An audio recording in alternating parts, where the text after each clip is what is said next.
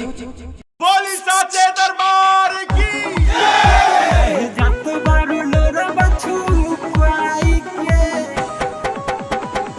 Mixed by Simran Recording Studio, Mahanar.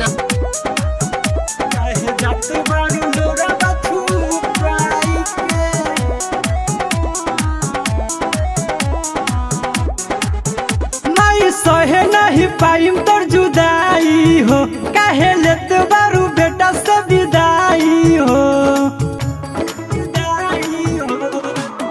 माई सहे नहीं पाइब हम जुदाई हो, काहे लेत बारू बेटा से विदाई हो।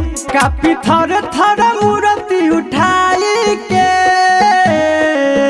काहे जत बारू लोरबा छुपाई के। कापी थर थर मूर्ति उठाई के, काहे जात बारू लोरबा छुपाई के।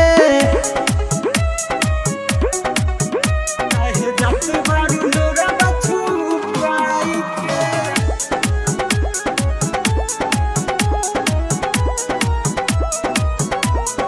हाँ हाँ नबदी न रखलू अपना अचरा के छैया माई हो।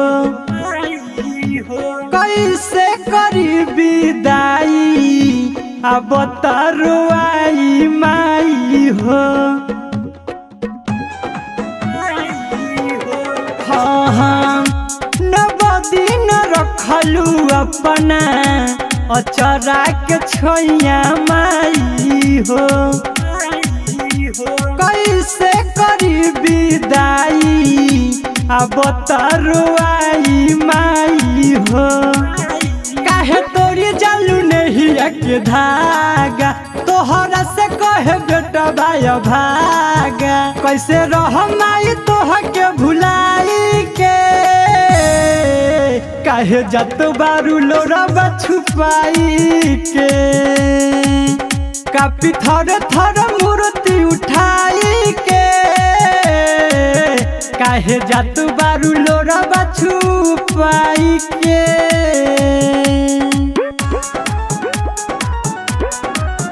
काहे जात बारू लोरबा छुपाई के। Mixed by Simran Recording Studio, Mahanar. हाँ हाँ के करा पुकारी बोला बेटा तो है माई माई हो। रोके नहीं पाई माई पप्पू बेदर्दी रोआई हो।